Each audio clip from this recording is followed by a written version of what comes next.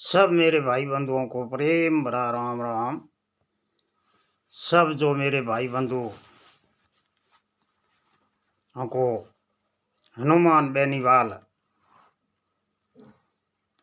खीमसरा तहसील नागौर जिले अब मौजूद में एमपी है। तो वो दिल्ली में हमें सत्र चले हो। इस सत्र में सब जो सरकार रे वादा कियोड़ा वे वादा याद अणाया लारे। तो भाई 545 एमपी है मौजूद में, पण कोई नहीं बोलियो। तो हनुमान बेनीवाल शेर जू गरजियो है, पूरे संसद रे संसद को हिला दियो। तो हनुमान बेनीवाल पहलो मुद्दो किसानों रो उठायो कि भाई किसानों ते काला कानून लाया, जिना किसों ने धरना दिया एर थे किसानों ने रोकिया। कम 15-16 महीना किसान धरने माते बैठा रहा थे। घड़ी कहीं भी किसानों ने कहो, घड़ी उग्रवादी कहो, किसानों ने घड़ी पाकिस्तानी कहो, घड़ी कहीं कहो थे कहो जो कोई किसो ने हुण्यो। पण किसो ने आप रो काला कानून वापस लो और मारी मांगो पूरी करो, मारे हेतरी कानून लाओ। थे जगह ठेकेदार है, हेटिया है, मोरे इतना कानून क्यों बनाया है। तो बीरे मोथे नी मोनिजना कम से कम 875 किसों ने शहीद होया। आज वो किसानों शहीद होया वो जवाबदार तो सरकार ही है। वो तो सीधो ही है भाई, सरकार मोनी नहीं जना आज इतना किसानों ने शहीद होना पड़ियो बिन जगिया। एर किसानों ने नी जेड़ा शब्द किया। आखिर में खुद प्रधानमंत्री आन बे काला कानून वापस लिया और माफी मांगी। तो बे शुरुआत में ही लेता तो बे किसान शहीद तो नहीं होता। कम से कम बिन टेमरे में वादा किया जो किसानों की मांगो ही सबसे पहली भाई किसानों रो कर्जो माफ करनो। तो सरकार वहां भरियो माल किसान को एमएसपी पर खरीदनो और बीरे एकदम मतलब भाव पक्को करनो। तो बा सरकार मंजूर कियो। 12-13 किसानों की मांगो ही तो सरकार पूरी कहो थारी पूरी मांगो पूरी करो। तो बोरे में एक ही मांग पूरी नहीं की भी जना किसान पासो धरनो देनो शुरू कर दी। आज किसान पासा धरने माते शुरू हो गया। जना हनुमान बेनीवाल कहो कम से कम आप पहल को याद कर और किसानों कम जान बात तो करो। किसानों बात हूँ पंगो संविधान करो, मारी मांगो पहल की पूरी करो। आप खाली अफवाह 15 लाख वाली फैलाई जू रुगी कूड़ी वादा कूड़ी अफवाहों फैलाओ और सरकार बनाने रे बाद रे मो कहीं नहीं करो। कम से कम थोड़ो तो इंसान का धर्म निभाओ और इंसान को धर्म होता है इतना तो कम से कम निभाओ। आप बिल्कुल ही पहले का जो वादा करते हो वो भूल जाते हो। किसानों से वादा किया और किसानों की हड़ताल समाप्त कराई तो किसान ने तो मान ली। क्यों? किसान सबसे सरल स्वभाव के होते हैं। किसान किसी के दखलबाजी नहीं करना चाहते हैं, परंतु मजबूर होके किसानों ने करनी पड़ती है। तो आज हरियाणा है, पंजाब है, उत्तर प्रदेश है, वहाँ के किसान जागरूक है। और दूसरी जगह यहाँ आज राजस्थान आधा बॉर्डर के सीमा पर पड़ता है, वहाँ तो किसान सब अनपढ़ किसान हैं। और आज से पहले तो इधर कुछ था ही नहीं। एक परमात्मा की इच्छा बरसात होती तो फसल होती, यार काल पड़ जाता तो कुछ भी नहीं होता। तो इधर का किसान बिल्कुल गरीब है। तो इस किसानों ने तो उस कोई क्या करना है क्या करते हैं वो भी मालूम कम है। और जो नेता लोग हैं वो नेता लोग अपने हित की और अपना वोट लेने के काम करते हैं। और वोट लेते हैं जब तो बोल देते हैं कि आपके अब नहर लेके आएंगे और सब किसान ही होगा और आप के नहर का पानी यहाँ लगेगा। ऐसा कहते कहते ही 15 साल तो निकल गई है, परंतु खेत तो पीने की दूर की बात है, पीने का पानी भी अभी तक हमारे तक तो नहीं पहुंचा है नहर का। तो भाई धन्यवाद है इस हनुमान बेनीवाल की जन्म देने वाली माता को। मैं तो बारंबार इस माता को नमन करता हूँ। धन्य है इसकी जहाँ ये जन्म लिया, उसकी वहाँ की धरती को मैं नमन करता हूँ।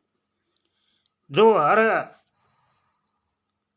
ऐसा वीर हो जाता है तो किसानों की और गरीब की और पिछड़ी जाति की आवाज़ उठाता है और वो आवाज़ बना मतलब माननी पड़ती है। ये तो ऐसे नेता 20-25 संगठन में हो जाए तो सरकार को तो झुकना ही पड़ता है। इसी के पीछे सब जनता है, सब किसान इसके पीछे है, गरीब जनताओं इसके पीछे है, सतीश कौम इसके पीछे है, पिछड़ी जाति सब इसके पीछे है। सब नेता हर जाति का बन गया है, परंतु बनने के बाद रे कोई गरीब किसान मजदूर पिछड़ी जाति की कोई बात नहीं करता, कोई भी बात नहीं करता है। जो कम से कम किसी ने बात की है तो वो बोल सकता है कि मैंने फलाना दिन ये संसद में विधानसभा में मैंने ये भाषण दिया और ये मांग करी किसानों के वास्ते और पिछड़ी जाति के वास्ते, गरीबों के वास्ते। तो या तो इस जोधपुर जो इलाका पड़ता है, जोधपुर का जितना वहाँ सभी गरीबी है, चाहे किसान है, सब जाति। यहाँ तो कोई आज से पहले खेती होती नहीं थी, तो एक परमात्मा की ऊपर इच्छा थी, वो परमात्मा तो गुजारा चलने वाला इतना धान होता उसका भी भाव है नहीं। तो किसान के धान का भाव तो किसान के हाथ में नहीं है, वो तो सेठिए के हाथ में है। किसान यहाँ से धान ले जाके सेठिए के पास ले जाता है, वो बोलता है कि इस भाव रखेंगे, देना हो तो दो नहीं तो लेके जाओ। अब किसान बेचारा क्या करे?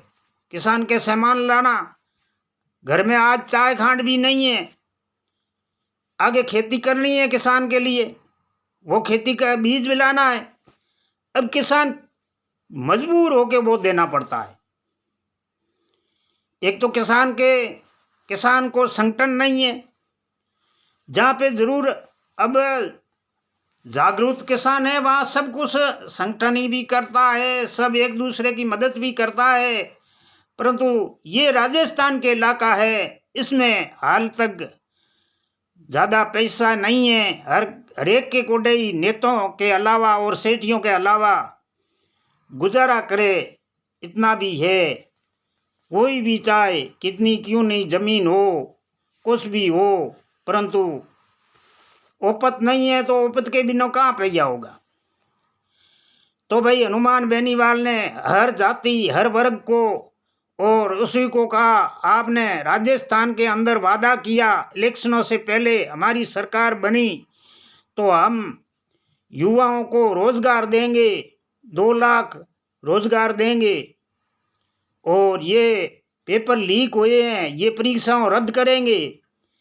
तो हाल तक तो 1 साल हो गया है, दर दर्री ठोकरों के साथ खा रहा है, ये युवा लोग दर दर्री ठोकरों खा रहा है। नहीं तो कोई इसको रोजगार मिला है, नहीं कोई परीक्षा रद्द हुई है, वो हाल तक ऐसे ही चलता है। इसी की एक हनुमान बेनीवाल जोर तोड़ से मांग करता है और इसके साथ राजस्थान में जरूर ये सचिन पायलट युवाओं के बारे में जरूर आवाज उठाता है। तो ये हनुमान बेनीवाल जैसा नेता किसानों के लिए बहुत ही गुणकारक है और किसानों के हित के लिए ऐसा नेता होना चाहिए। अपने हित के लिए अपने कुछ तो अपना काम के लिए बोले और अपने को भी कुछ डराए, ऐसा नेता होना चाहिए। आज दिल्ली में उसने भाषण दिया तो कई बड़े बड़े नेता उसी को रोकने के लिए खड़े हुए, आप रुकिए, वो तो रुका नहीं, जो उसने कहना था वो तो कह दिया। करना तो आज सरकार है उसी के हाथ में है, परंतु उसने अच्छी तरह यादगिरी करा दी, आप गलत कर रहे हो, आप सही करिए। और किसान जैसे पहले थे इतने अभी भी हड़ताल में आ जाएंगे। सर्दी का मौसम है तो इधर ये किसान थोड़े बहुत आए हैं, ये भी किसान देखते हैं कि एक बुआई का टाइम है तो इसलिए ये ज़्यादा किसान नहीं बुलाना चाहते हैं। थोड़ों से ही सरकार मान लेगी और सरकार को पहले का क्या पता है, इसलिए ये आपको याद दिलाने के लिए आए हैं। आपने ऑर्डर कर दिया और पुलिस ने वहाँ बॉर्डरों पे रोक दिया है, तो किसान धरने पे बैठे हैं, उसी की जाके बात कीजिए और उसका समाधान कीजिए। आप मेहरबानी कीजिए और किसानों को इतना दुख मत दीजिए। और किसान ये अन्नदाता है, इसी को किसानों को अन्नदाता कहा गया है और अन्नदाता का तकलीफ नहीं देनी चाहिए। और ये एक परमात्मा के साथ आशीष रखते हैं। आप इसी के साथ बात करिए और इसी के हल निकालिए और इसी को सर्दी से मुक्ति देके इसी को ये धरना समाप्त कराइए। तो हनुमान बेनीवाल को मैं तो इसी को बारंबार धन्यवाद देता हूँ कि जरनी जाए तो ऐसा जाए, क्यों सूरा क्यों दातार, नी तो तू रे जे रे वहां जड़ी मत गमा जे नूर। माता खुद परमात्मा ने कहो कि मने जे पुत्र दे तो ऐसा दीजिए, नी तो मने मत दीजिए। जे मेरे दूधरी लाज राख ऐसा पुत्र दीजिए, जो मेरे दूध की हर जगह मेरे दूध की लाज राखे और मेरे ही लाज राखे। के चरणी तू ऐसा अवजे जो सूरा क्यों दातार, नी तो मरे राख जे मने वहां जड़ी मत गमा जे मेरो नूर। तो इसे धरती माता है और आज वीर फौज आज इस अपनी धरती माता के लिए लड़ रहे हैं, शहीद हो रहे हैं। वो आगे चाहे कितनी भी गणमशीनो हो, चाहे कितना भी बम हो, वो भी वापस नहीं मुड़ते हैं। वो इस धरणी आपकी मातृभूमि की रक्षा करते हैं। इसी की रक्षा के हेतु अभी भारत के अंदर बैठे हुए सभी सुरक्षित हैं। उसके लिए आप सब सुरक्षित हैं। चाहे व्यापारी है, वो भारत को लूटना चाहते हैं पर उसके कारण सुरक्षित है। तो उसके फौज के अंदर भी गड़बड़ चल रहा है। पहले ये ऐसी ऐसी भर्तियां, ऐसे ऐसे फौज के 4 साल के लिए जो कानून निकाला, तो ऐसे फौज का कानून नहीं निकालना चाहिए, थोड़ा बहुत सोचना चाहिए। अब अग्निवीर योजना, तो यह 4 साल के लिए वो क्या सोचेगा, मेरे को तो 4 साल यहाँ कटना है या रक्षा करनी है, भारत की रक्षा करानी है, क्यों ये ऐसा ही कोई खेल करना है। तो या तो मजबूत चाहिए, उसी को तो सबसे ज़्यादा सुरक्षा दी जानी चाहिए, उसको ज़्यादा तनख्वाह दी जानी चाहिए, उसको मजबूती करनी चाहिए। फौज की तो जितनी मजबूती है, जितना भारत मजबूत रहेगा, भारत के अंदर सब सुरक्षित किससे है? फौज से है। फौज अपनी फौज पूरे बॉर्डर के सीमा पर तैनात है, वो दिन रात पहरा देते हैं, दिन रात खड़े रहते हैं। नहीं तो एक दिन में ही ये जो नेते ये व्यापारी बड़े बड़े भारत को लूट रहा है, गरीबों को लूट रहा है, इसको एक दिन में ही समाप्त कर दे। तो इसकी बात की आप, ये प्राइवेट फैक्ट्रियों हैं, इसने आज दुगने दुगने रेट लगा दिए, आप इसके ऊपर प्रतिबंध नहीं लगाते हो, इसको फुल छूट दे दी। ये आप क्या कर रहे हो? ये गरीब लोगों को लूट रहे हैं, इसके ऊपर भी प्रतिबंध होना चाहिए। आज ये जो अंडानी अंबानी की ये आज बैलेंस है कितना एकदम दुगना हो गया, दुगना तुगना। पहले सिम का कोई मतलब बैलेंस नहीं था तो भी बात हो जाती थी, अभी तो खाली बात करने के लिए 28 दिन के लिए 200 रुपया एक सिम, बात करने के लिए, नेट का नहीं, नेट का दूसरा भरना पड़ेगा, खाली बात करने के लिए 200 रुपया। तो उसने बोला कुछ आप इसके ऊपर भी प्रतिबंध रखिए, कुछ ये लोगों को लूट रहे हैं, गरीब जनता को लूट रहा है। सेठिया है उसको तो क्या फर्क पड़ता है, जो व्यापारी है उसको ही कुछ फर्क नहीं पड़ता है, या बड़ा बड़े अफसर है उसको ही कुछ फर्क नहीं पड़ता है। गरीब जनता है, उसकी मजबूरी है, फोन रखना भी मजबूरी है। क्यों ये चीज़ बाप यहाँ फैल गई, तो अब ये नहीं होया तो ये दूसरा के पास फोन है तो देखा है कि हम बात कैसे करें, तो लेना भी जरूरी हो गया, रखना भी जरूरी हो गया, खर्चा पूरा होता नहीं है। तो इस पर भी ध्यान देना चाहिए। जो हनुमान बेनीवाल ने बार बार सरकार को यादगिरी कराई और गरीबों को मत लूटिए, और गरीबों को थोड़ा सा, गरीबों की देखिए, सबकी देखिए। सब भाइयों राम राम। वीडियो अच्छा लगे तो आगे से आगे शेयर करना, सब्सक्राइब करना। और मैं तो कहता हूँ इस धरती के ऊपर हनुमान बेनीवाल के जैसा चलिए। और एक नेता मैंने ऐसा देखा है, नरेश मीना, जो जीते नहीं था परंतु उसको ही फंसा दिया है पार्टियों के विरोध से। तो वो एक गरीबों के लिए बोल रहा था तो उसको फंसा दिया पार्टियों के विरोध से, इधर से इधर, इधर से उधर, हमारे सामने कैसे खड़ा हुआ कुछ करके उसको भी फंसा दिया और जेल में डाल दिया। आपने कोई धक्का मुक्की से देखा है कोई के 2-2 महीना जेल में रहा, ऐसा कोई सुना है आज से पहले? उसने कुछ गुनाह नहीं किया, खाली कुछ गुनाह नहीं किया, परंतु उसको जेल के अंदर है आज। जमानत भी बार बार खारिज करा रहा है ये। सब भाइयों को राम राम।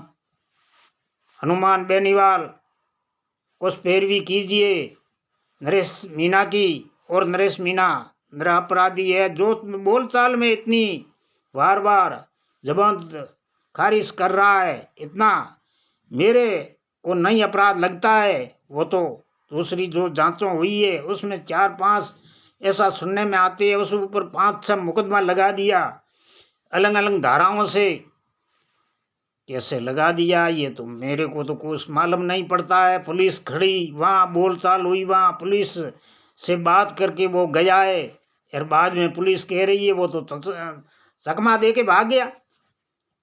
बना सब भाइयों को राम राम।